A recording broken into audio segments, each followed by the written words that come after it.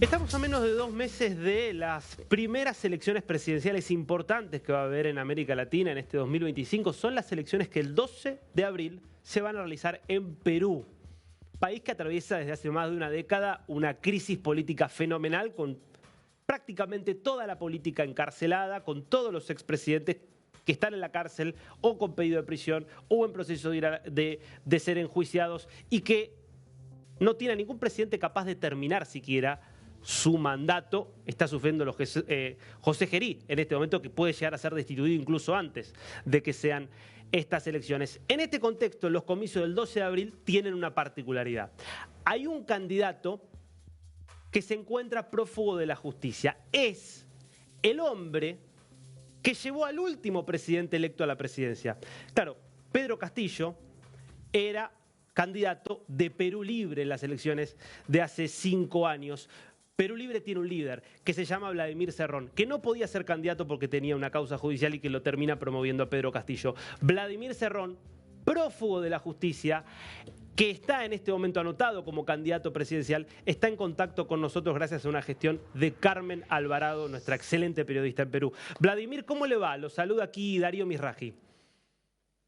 Buenos días, mi estimado Darío. Un saludo a todo DNews y muchísimas gracias por esta oportunidad que me permite comunicarme, ¿no?, con toda Latinoamérica.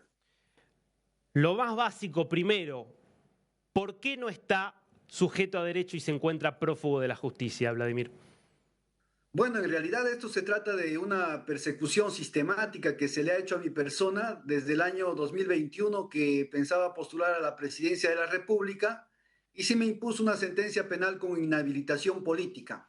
Posteriormente, esto el 2024 fue revertido, fue anulado por el Tribunal Constitucional, e inmediatamente después de eso instalaron otra sentencia, la que me puso también en un proceso de prisión efectiva, el cual después fue revocado el año 2025 en marzo por la Corte Suprema de Justicia, la cual manifestó que era insostenible, ¿no?, todos los presupuestos por el cual me habían sentenciado. Entonces, al no tener ninguna sentencia judicial como hasta ahora y no poder impedir mi candidatura, inventan este proceso de la prisión preventiva en una causa que ni siquiera tengo una acusación fiscal. Es decir, no saben ni de qué me acusan.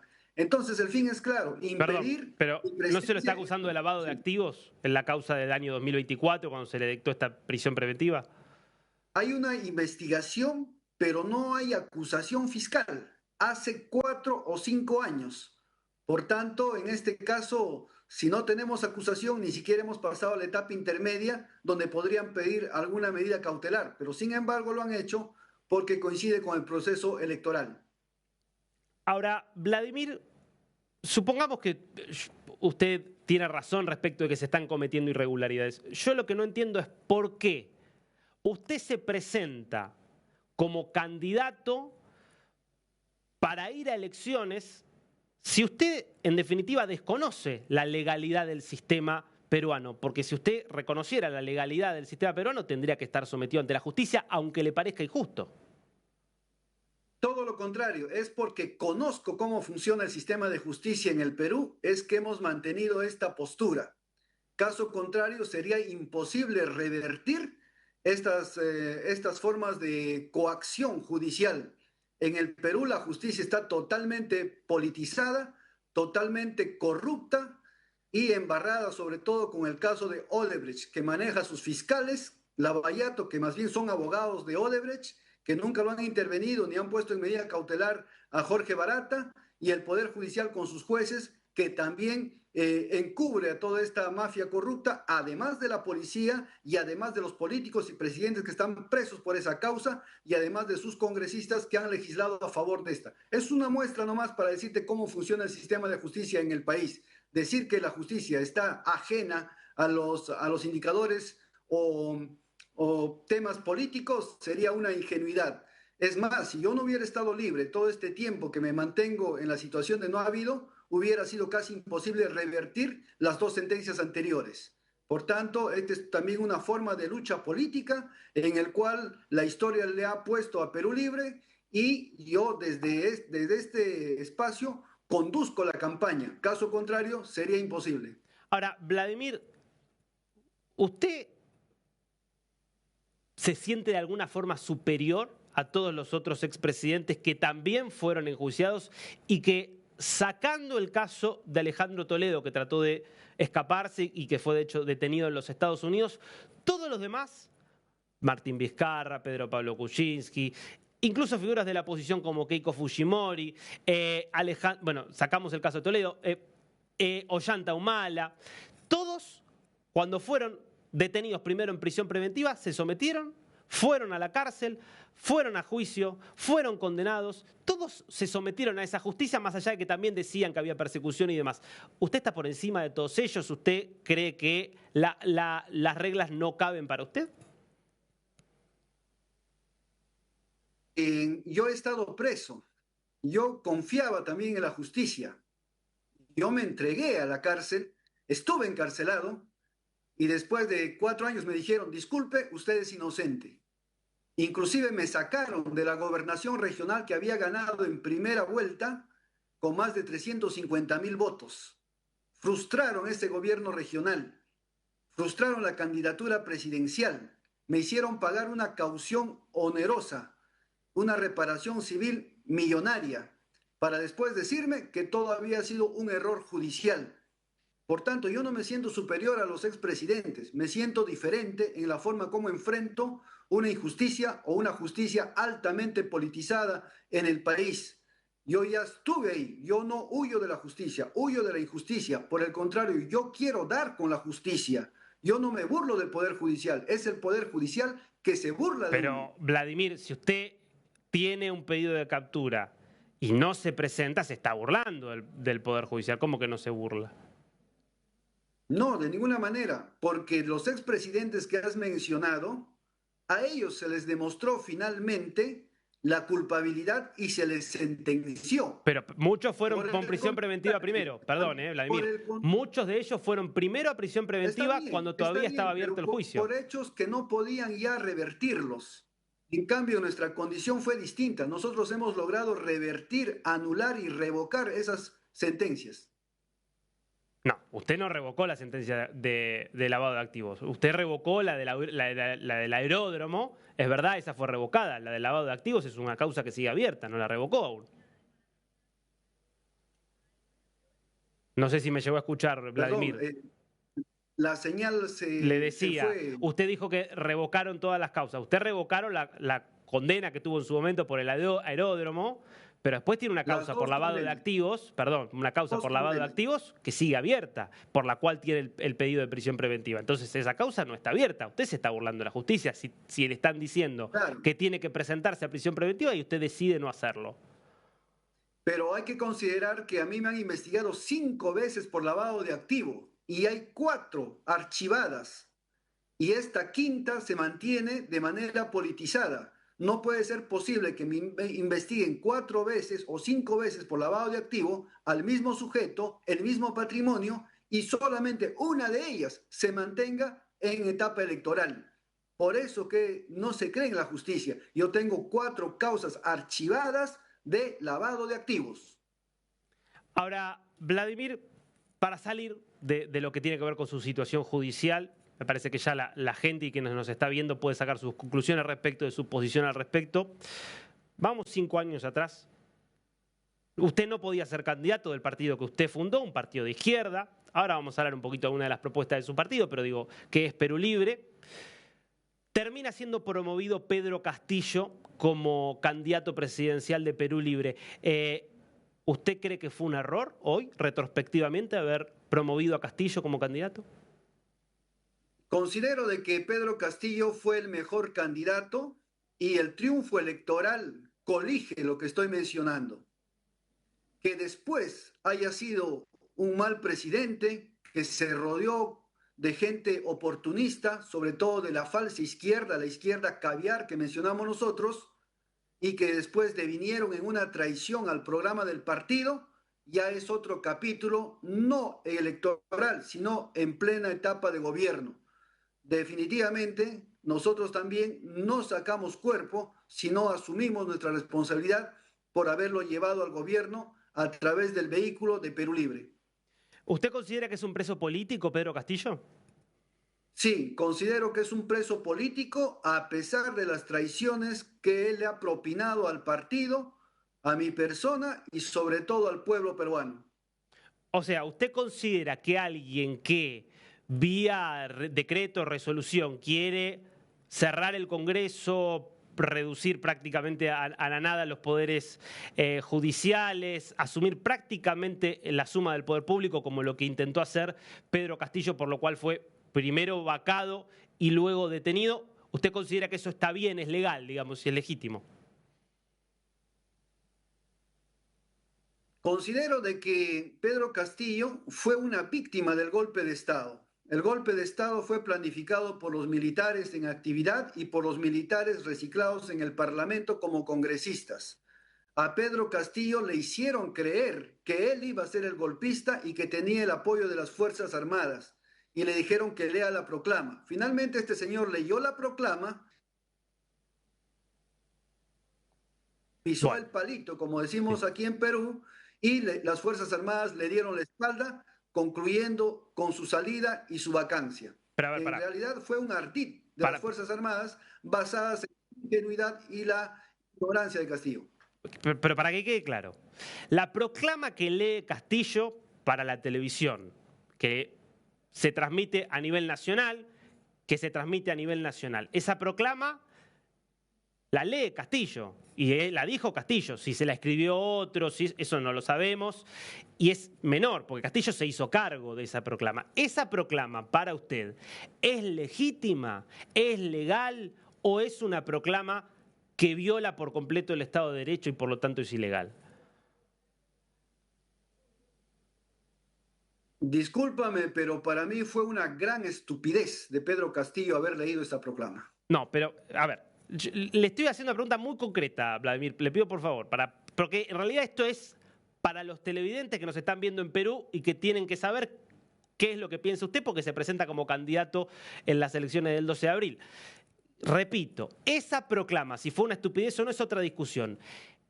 ¿Era legal lo que él estaba planteando? ¿Estaba bien lo que él estaba planteando? ¿O era, como creemos muchos, un atentado contra la democracia?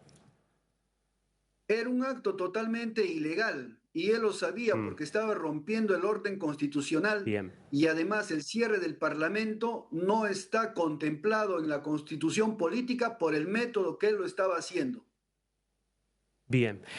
Ahora, en ese contexto y teniendo eso en cuenta, Vladimir, ustedes plantean una reforma constitucional. Desde hace tiempo es parte de la plataforma de Perú Libre. ¿Cómo imagina el modelo constitucional, vamos a decir institucional, que usted plantea para Perú? ¿Qué país podría ser un ejemplo del modelo constitucional al que ustedes apuntan? Nosotros planteamos un modelo que sea sin calco ni copia, en primer término. Un modelo que se adapte a la realidad del Perú, al que hemos denominado economía popular con mercados. Es decir, respetar la existencia del mercado, la existencia de la propiedad privada, respetar las concesiones justas y respetar todo aquello que esté y emane dentro de un acto constitucional, así no nos guste. Por tanto, eso se llama democracia. Lo que sí no podemos es seguir siendo un país con una alta brecha de desigualdad entre la capital y el interior del país. No podemos seguir siendo un país con el 75% de su PEA en actividades informales, sin derecho a una jubilación, a una pensión y etcétera. No podemos seguir siendo un país que no ha diversificado su economía y que seguimos hace 35 años vendiendo materias primas, un país debilitado institucionalmente con una alta rotación de presidentes de la República. Fíjate que no hemos acabado un periodo, ya tenemos 3 presidentes y el día de mañana posiblemente se instale otro nuevo presidente de la República.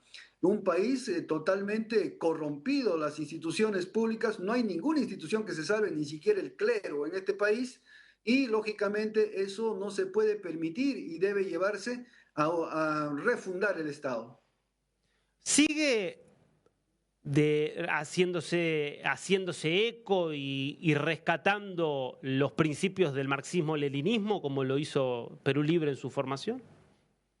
Sí, Perú Libre no ha renunciado en ningún momento a sus bases ideológicas marxistas, leninistas y mariateguistas. Es la base en que se fundamenta su pensamiento, su análisis y finalmente su propuesta de programa de gobierno. Pero ¿cómo se articula el marxismo-leninismo con la democracia? Porque es algo que no hemos visto en ningún lugar del mundo, en ningún lugar de la historia. Bueno, hay que entender la democracia en dependencia de la ideología dominante, ¿no? La democracia es una palabra polisémica que tiene diferentes interpretaciones en diferente tiempo, en diferente espacio. Considero de que si el marxismo habla no de igualdad, que no es la que queremos, sino de equidad, podríamos hacer un país mucho más justo.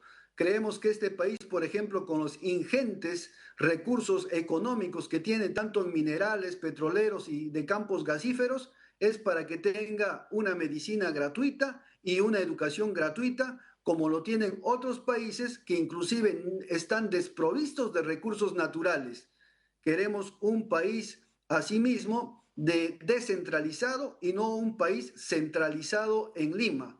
Queremos un país que recupere alguna capacidad de regulación del mercado y que no regule pues el mercado absolutamente todo. Un país que recupere algunas empresas públicas porque se privatizaron con Fujimori 228 empresas y lamentablemente no se vendieron a su precio y fueron vendidas a sus testaferros que al día de hoy son la nueva clase empresarial y política millonaria que gobierna este país. Queremos un país que pase de la etapa de productor de materia prima a un país industrializado, así sea de manera incipiente. Un país que dé fe de todos sus cambios y más bien luche por satisfacer su demanda interna y no necesariamente la demanda externa que se hace con solo el hecho de captar divisas, pero desatendiendo al país en sus necesidades básicas. Vladimir, yo escucho parte de su discurso, escucho que además usted adscribe al marxismo-leninismo, dice una democracia pero que no sea como la de la ideología dominante. En Cuba también los miembros del régimen llaman democracia a la forma de gobierno que ellos tienen en Cuba. ¿Usted considera que es una democracia Cuba, por ejemplo? Que si Cuba es una democracia, por supuesto que es una democracia Bien. socialista, una Ujú. democracia atendido a su realidad, una democracia que se defiende frente a un bloqueo criminal instalado por Estados Unidos hace más de 6 décadas y donde tiene que adoptar medidas firmes, que es Mm. lo mismo que adoptaría cualquier país sometido a una economía de guerra. O sea, ¿usted considera que es una democracia un país donde el líder no se puede elegir, digamos? Donde no se puede elegir en elecciones, por ejemplo, libres, donde hay un partido único, porque el único partido habilitado es el Partido Comunista. ¿Eso para usted es una Sí, democracia? sí, pero el Partido Comunista no postula en las elecciones de Cuba y cada 5 años se elige un parlamento y su sistema Mm. parlamentario elige al presidente de la República. Ese es el mecanismo que tienen Claro, ellos. pero la constitución cubana establece que las únicas ideas posibles son las del Partido Comunista. No compite en elecciones porque justamente la única forma posible es la que plantea el Partido Comunista. Son elecciones justamente donde no hay un debate real. No podría haber un candidato anticomunista en Cuba, mientras que fíjese que usted, que tiene un discurso marxista-leninista y está prófugo en Perú, puede ser candidato. Ahora, usted plantea que es democracia lo de Cuba. Entiendo entonces que a usted le gustaría ir hacia un modelo como el cubano.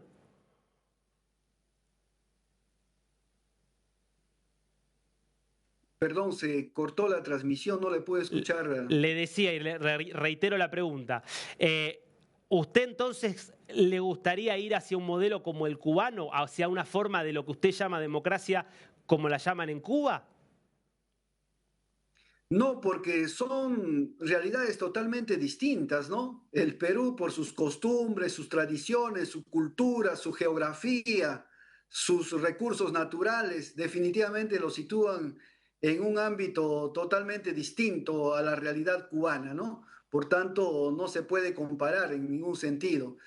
Cuba, por ejemplo, tiene una monoagricultura, un monoclima, solamente tiene níquel como recursos naturales, ni siquiera tiene pesca porque es agua Pero cálida, eso, no perdón, tiene para mí, pero consumo, eso que tiene que ver etc. con la política, con si hay un sistema de partido único como el que tiene Cuba, Porque donde no se puede ser anticomunista donde no se puede ser anticomunista y donde solo hay que ser comunista para poder competir, eso no tiene que ver con la cuestión climática, son decisiones como que políticas. Usted, sí tiene usted, que ver, la política es la economía concentrada, así que es imposible separar la economía de la política, ¿no? Y eso es un principio marxista. claro, pero hay países como Cuba que tienen democracias. Mire la situación en el Caribe, hay un montón de países con características similares a las cubanas y son democracias. Entonces, por eso le planteo esto. Digo, ¿usted habría que Son imaginar un Perú democracia, libre partido único, por ejemplo, si usted fuera presidente? el problema no es el partido único, ese es un índice de democracia, pero hablemos, por ejemplo, del índice de analfabetismo. Es un país que no tiene analfabetos, es un país donde la medicina es gratuita, es un país donde fabrica sus ¿Y propias por qué tiene uno de vacunas. los mayores éxodos? ¿Por qué tiene Es uno de un, los mayores es un éxodos país de todo el continente, Cuba, si es tan próspero?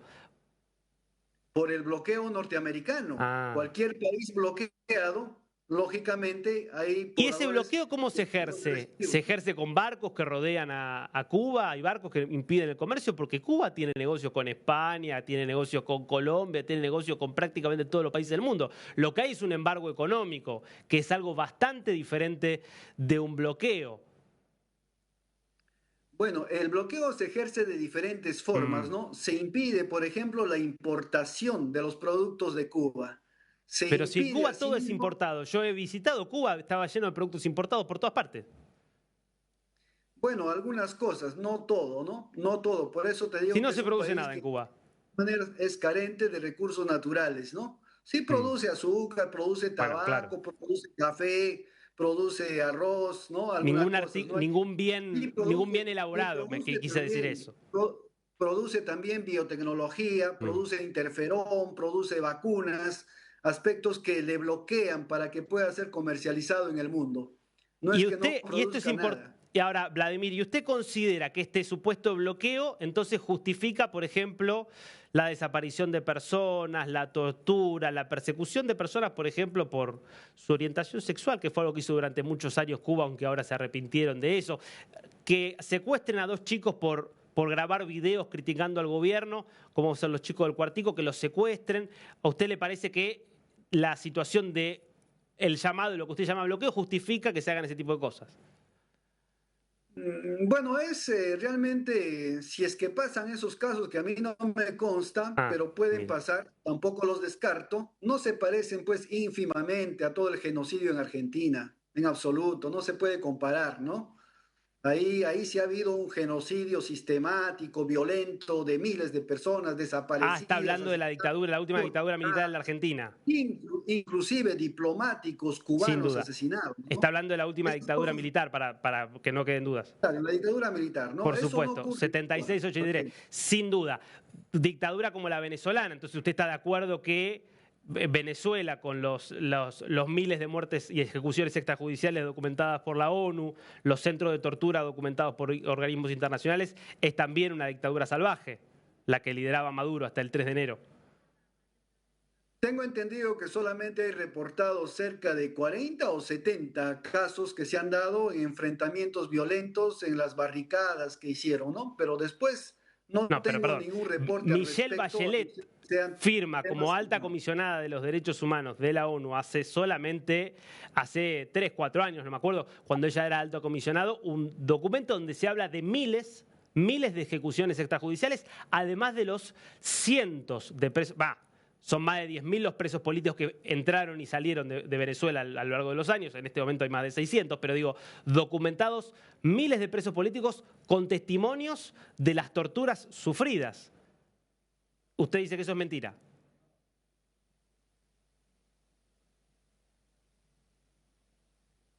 Vladimir, ¿lo perdimos o me escucha? Como dice, como dice Rafael Correa, pueden haber presos políticos, pero no hay políticos presos, que es totalmente distinto. Y lógicamente, ¿Y Juan Pablo por Guanipa qué ejemplo, en es? las protestas Juan Pablo de Guanipa qué es Venezuela, si no es un preso por si no es un ejemplo, preso político, un dirigente por político que eso, lo arrestaron en las por hacer guarimbas campaña. por eso, en las guarimbas, ¿qué hicieron? ¿Acaso no le prendieron candela a muchos jóvenes acusándolos de chavistas? ¿A esos señores hay que dejarlos libres? Perdón, ¿No perdón. hay que Yo le pregunté encarcelarlos? por Juan Pablo Guanipa. No, Usted dijo, para ser claros, usted dijo, no hay presos políticos. Puede haber políticos presos. O puede haber presos políticos, no políticos presos, dijo, fue la expresión que usted utilizó. Digo, Juan Pablo Guanipa, que no le pudieron probar ningún delito. Juan Pablo Guanipa lo que hizo fue hacer campaña por una líder opositora que es María Corina Machado y por eso lo secuestraron, después lo liberaron, después lo volvieron a secuestrar, después lo pusieron en prisión domiciliaria. Explíqueme, ¿cómo es ese un caso donde no es un preso político o un político preso por causas irregulares? desconozco el caso y no podría dar una opinión al Mm, respecto, pero si fuera como lo estás relatando, sería censurable, obviamente. mm. Lo que pasa es que son testimonios masivos. Estamos hablando de causas judiciales abiertas en prácticamente todo el mundo con testimonios de víctimas de la dictadura, con testimonios de las víctimas de las torturas que sufrieron. No es que es un caso, dos casos. Hay venezolanos, argentinos, franceses, estadounidenses, colombianos que pasaron por esos centros de tortura, contando lo que son esos centros de tortura. Y más allá, además de los informes internacionales, y usted plantea como que son algunos casos aislados, parece como que usted está haciendo un Es esfuerzo por que no ver lo que está no, pasando, ¿no? es que en un continente donde la prensa hegemónica está capturada por el Ajá. imperialismo, yo no creo nada, ¿no? Tengo que confirmarlo. Eso es como la existencia del cártel de los soles, ¿no? Que finalmente el Mm. Departamento de Justicia dijo que no existía, pero bajo ese epíteto hostigaron a ese país, le incrementaron 900 sanciones económicas y por poco lo meten preso. Inclusive, eso fue un elemento de captura al presidente Nicolás Maduro. Después todavía dijeron de Mm. que el cártel de los soles no existía, ¿no? Entonces, yo ya estoy viejo por Vladimir, dejarme engañar en este tema. le hago una última pregunta. Supongamos que usted gana las elecciones, dado lo que viene pasando en la política peruana, es perfectamente posible. Su partido, de hecho, llegó al poder hace 5 años. Y alguien, la justicia bajo su gobierno, dicta la prisión preventiva para un dirigente político, para un ciudadano, y esa persona decide escapar a la justicia. Usted como presidente, entonces, tengo que entender que lo va a felicitar, va a creer que está en lo correcto. ¿Qué va a hacer? No es cuestión de felicitar, sino la ley lo ampara. La ley No, ampara que como una la ley persona... ampara profugarse. A ver, En qué artículo? A ver, déjeme explicarle, por favor. La ley no sanciona ni aumenta las penas cuando uno no se deja capturar por salvaguardar su libertad. Es el único caso en que no se genera una nueva causa penal por no entregarse. Así que yo, si fuera presidente, en primer lugar tengo que respetar la separación de poderes y en segundo lugar tengo que respetar la jurisprudencia nacional e internacional respecto a los derechos fundamentales y sobre todo, si es internacional, derechos humanos. Vladimir Cerrón Rojas, prófugo y candidato presidencial en Perú, elecciones en menos de 2 meses, 12 de abril. Muchísimas gracias por este tiempo con DNews. Muchísimas gracias a usted, muy amable.